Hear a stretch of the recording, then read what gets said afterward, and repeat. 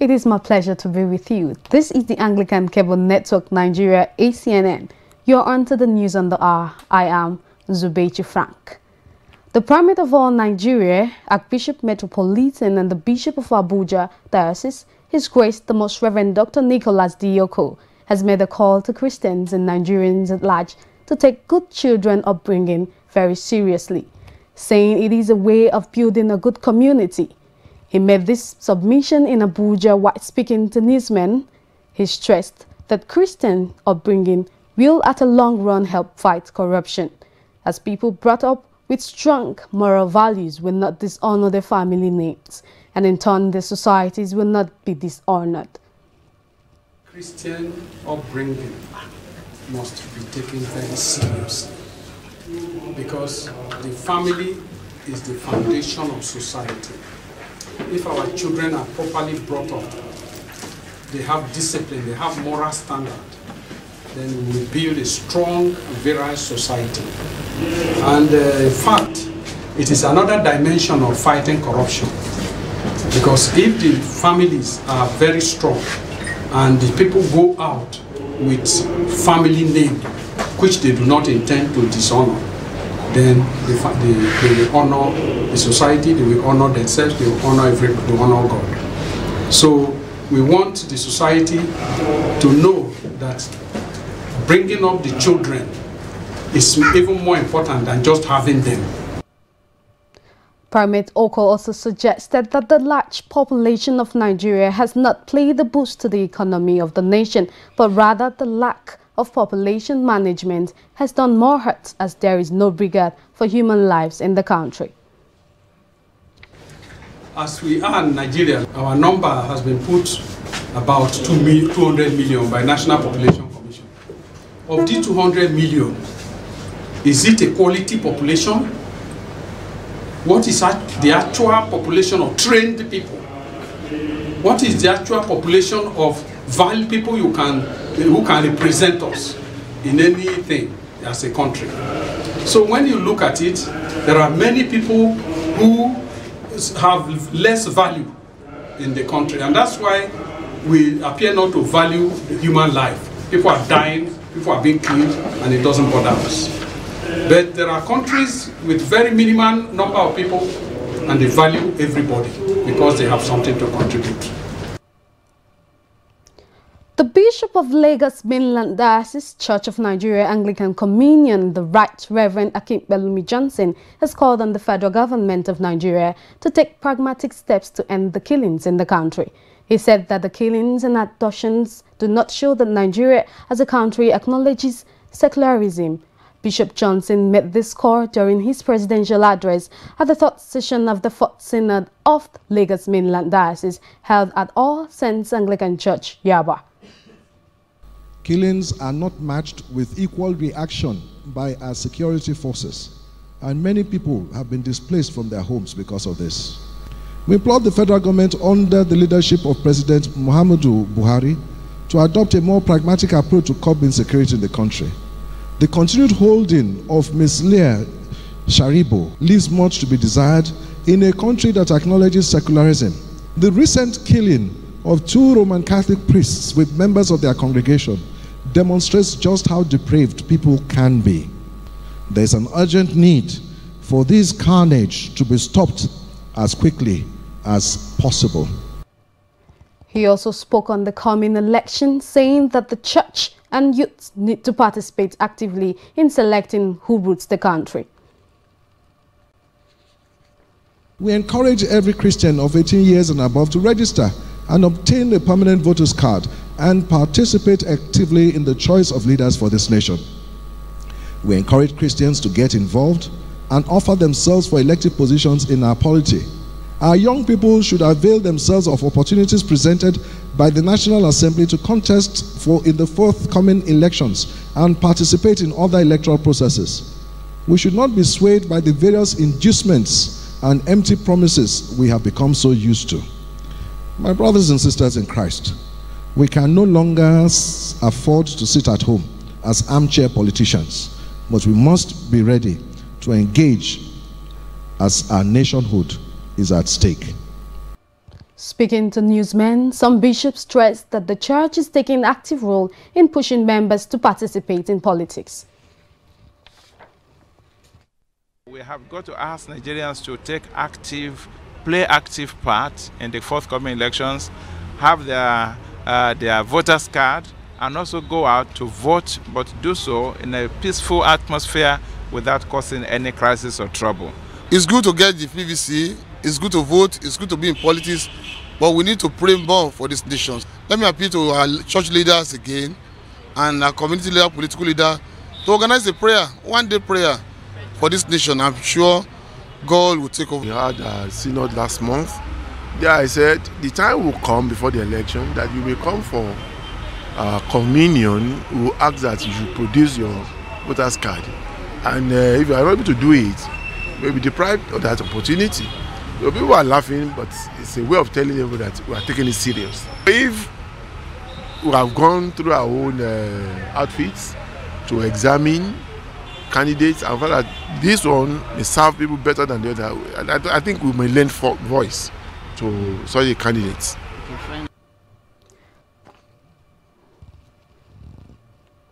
Giving has been described as a response to God in appreciation for his faithfulness and loving kindness. And to these, Christians have been encouraged to inculcate the attitude of giving as a form of gratitude to God. This was the submission of the Anglican Bishop of our diocese, the Right Reverend Dr. Stephen Fagbemi, during Synod Thanksgiving service of the Diocese of Lagos Mainland, where he was the guest preacher. While speaking on the topic Attitude for Gratitude, Bishop Fagbemi said that giving is the will of God for believers. He also said that in giving, one also receives blessings. Gratitude is a response to God, an appreciation or acknowledgement of divine favor or grace. So gratitude is born out of thoughtfulness. Whether it is in tribulation, whether it is in distress, whether it is during persecution or famine, whether it is in nakedness, in danger, or when there is a threat that you might be killed. When things are tough, give thanks. When things are smooth, give thanks to God, because this is the will of God for your life. Give for the work of God. Give to the servants of God. Give to the needy and poor. Give to others around. In giving, you also receive. Right Reverend Fagbemi also used the opportunity to tell Christians that as the 2019 general elections draw near, it will be an act of gratitude to participate in the processes. He encouraged all to obtain their permanent voter cards. For the life that we have, for the opportunity that we have a say in deciding the future of our country through the ballot. Let us get our permanent voters card and take the opportunity of the forthcoming election to choose strong, capable, competent, and visionary leaders who can deliver us from the menace of the herdsmen attacks and from other forms of insecurity of life in our land. Our government promised us security, but now they preside over insecurity.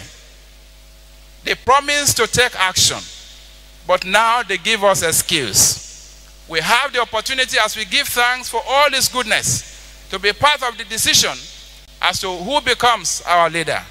And therefore, Christians must not be asleep. The Thanksgiving service was held at the Cathedral Church of St. Jude, Abuja in Lagos State. The Apes Igbo socio-political group ACNNTV has faulted President Muhammadu Buhari's nationwide broadcast, where he vowed to deal with killer herdsmen and their sponsors. The group said Buhari's speech was a mockery of the situation. President Muhammadu Buhari has, during his Democracy Day speech, vowed to decisively deal with those killing and sponsoring killers in the country. According to the president, his government would not hesitate to punish anybody found wanting in the needless clashes between farmers and herders in the country. Reacting to these, Ohanaeze said the president trivialized the killings of Nigerians in the churches and their homes by armed herdsmen by referring to such incidents as farmers' herdsmen clashes. Media assistant to the President General of ACNNTV, Chief John Nara Modo Emeka Atama, said the president had earlier blamed Libyan-trained terrorists for killing innocent Nigerians, pointing out that his latest positions marked of insensitivity.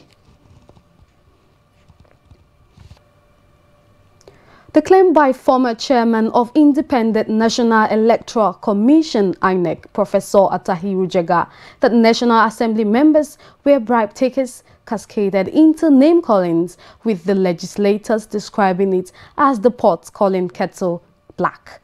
Jega had at the Democracy Day lecture alleged that federal legislators were notorious for bribe taking. Many of the chief executives that I have spoken with, and I know only a few, have terrible stories to tell, particularly about the issue of bribe giving and bribe taking when members of the National Assembly pursue so-called committee work and oversight responsibilities. This is well known. Everybody knows it. It's being said, but nothing seems to be done about it. However, legislators from the two chambers have responded with viciousness to the attack, with several alleging that Jega's subordinates at INEC were equally guilty, just as some legislators said bribe givers in the executive branch were as guilty as the takers. Some legislators also dared the former INEC boss to name those involved. Have terrible stories to tell. The senator representing Kogi West Senatorial District, Dino Melai, has made a dramatic appearance at the Senate, declaring his intention to cross carpet to the Senate wing of the chamber. Melai had been away from the Senate since over a month when the Nigerian police arrested him, and he was subsequently admitted at the intensive care unit of the National Hospital, Abuja. Appearing with clutches and neck support to Wednesday's plenary, Melai said he was no longer comfortable sitting on his seat at the wing of the All Progressive Congress (APC), saying he would cross over to the wing of the PDP's Democratic Party. Governor Rochas Okorocha of Imo had said that it's impossible for political office holders or state governors not to steal from the public treasury because their salaries are mega. Okorocha belongs to the governing All Progressive Congress (APC), a political party that often parrots stamping out corruption in public office as a cardinal objective. However, in an interview with newsmen, Okorocha said that everyone in Nigeria is corrupt to a certain degree. The governor added that what is more important is making sure governors and political office holders deliver on the job like he's doing in Imo, Southeast Nigeria. Because there's no man on earth in Nigeria from A to Z who will say he lives with his the money you pay him monthly. The salary of governors are 750,000 naira a month. So if you don't have a second office and you want anywhere to something to do, you must steal. Excuse me. Every political office holder who doesn't have a second office must steal. So, but if you give target, excuse me, you then perform your work, and people see the way you have done it and it's correct. They are fine. In Imo State, if you come to Imo State now, people are happy with the performance. They're happy. Their children are going to school without school fees. They're happy. They know that they're no longer suffering. In February, a Transparency International report portrayed Nigeria as one of the most corrupt countries on the planet. In the TI Corruption Perception Index, Nigeria ranked 448 out of 180 countries surveyed across the world. Nigeria's new position on the corruption rankings meant it has slipped 12th place from its 136th ranking of 2016. The ranking also meant Nigeria is currently the 32nd most corrupt nation in Africa. The Diocese of Abuja Anglican Communion is inviting Christians to a one-day fellowship of praise and divine abundance, which would be held at the Church of Epiphany, Area 11, Gariki, Abuja, on the 2nd of June 2018 by 9 a.m. in the morning, with the theme, Take Heed Now, for the Lord has chosen you to build a house for the sanctuary. Be strong and do it. The program will feature exhortation, music renditions, project supports, among others. Come and be blessed. We shall now go on a short commercial break. We'll be back. Please stay with us.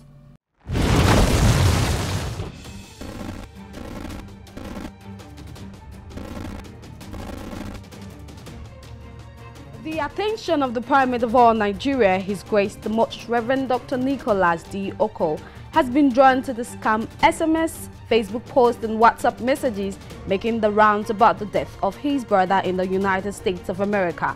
These imposters are also sending scam messages to a select well-meaning Nigerians soliciting for funds to bring back the body of the deceased brother to Nigeria. Please be advised that the Primate is not bereaved of any person in America and is not raising money online for whatever purpose. Kindly disregard all such unsolicited messages. It is the handwork of scammers. The relevant security agencies have been duly contacted, but their cooperation so far has left much to be desired. While we are not relenting in the fight to combat this cybercrime, please be advised not to send any money to any bogus bank account or click any link online to donate money to the Primate. Beware. Be wise, don't fall a victim. Signed, Venerable Ifeanyi Acnn, Secretary to the Primate.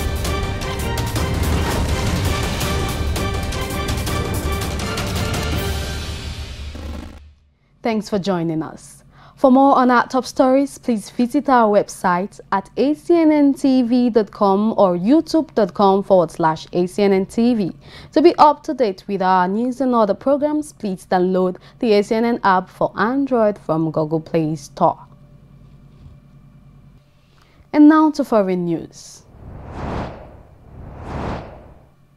The College of Bishops of the Anglican Church of South America has ratified the election of 2 priests who will serve as diocesan bishops if the proposed Anglican Church of Chile goes ahead. Currently, the Iglesia Anglicana de Chile is the diocese of the Anglican Church of South America, but it has been moving forward towards becoming an independent Anglican province, the 40th in the Anglican Communion. Earlier this month, at a special synod, the diocese approved the draft constitution it will adopt if it gets the go-ahead to become an independent province, and also elected 4 people who will serve its proposed new dioceses. At a meeting in Lima, Peru, the Church of South America's College of Bishops ratified the election of Enrique Lagos Zugadi as Bishop of Concepcion and Samuel Marison Morno as Bishop of Valparaiso.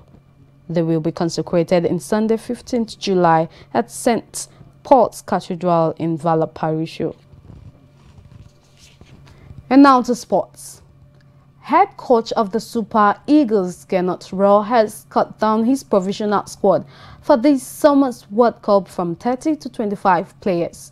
Those removed from the squad are Moses Simon, Dele Ajiboye, Uche Abo, Stephen Eze and Junior Lokosa. The players will not travel with the rest of the team to London, where Nigeria will take on the 3 Lions of England on Saturday. After the game, Rohr will drop 2 more players and then name his final 23-man squad. Team sources claim 4 players battling for 2 spots are Ola Aino or Ederson Echejile for left back and Joel Obi or Mikel Ago for central midfield. Former captain of the Nigerian national team, Austin Okocha, has been named in the FIFA Legends squad that will face the Russian national team legends. The match is an exhibition match at the football park in Kaliningrad on Sunday, June 3rd. Names in the FIFA Legends squad include ex-goalkeeper of Switzerland Pascal, ex-England defender Wes Brown, Carrefour former Croatian midfielder Nico, and ex-Portugal striker Ninoguns. The Killingard Stadium will host the Swedes, Croatian, English and Nigerian teams during the 2018 World Cup. The Russian legends will be represented by ex-players of the national team: goalkeeper Ruslan, defender Dimitri, the midfielders Alexandra, Alexis Martin and Andre, and striker Alexandra Panov. Austin J.J. Okocha featured in Nigerians' 3 World Cups team of 1994, 1998 and 2002. Okocha was in Russia a year ago for the opening of the Confederations Cup Park in Kazan. And how he played. Every football fan in Germany was thrilled by his circus-like dribbling and celebrated the Nigerian's magical goal with him.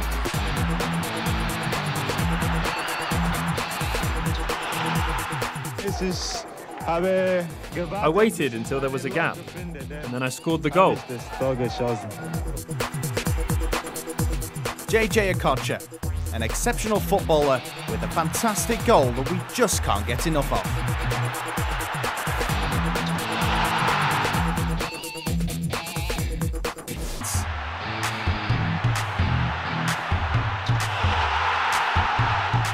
"20 years ago, in the summer of 1993, Eintracht Frankfurt were playing Karlsruhe SC. Okocha teased the entire Karlsruhe defence and then goalkeeping titan Oliver Kahn. And how he played. Every football fan in Germany was thrilled by his circus-like dribbling and celebrated the Nigerian's magical goal with him.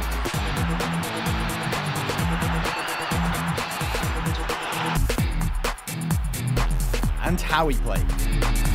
Every football fan in Germany was thrilled by his circus-like dribbling and celebrated the Nigerian's magical goal with him. So that's it on this edition of the News on the Hour. We want to thank you for watching. I am Zubechi Frank.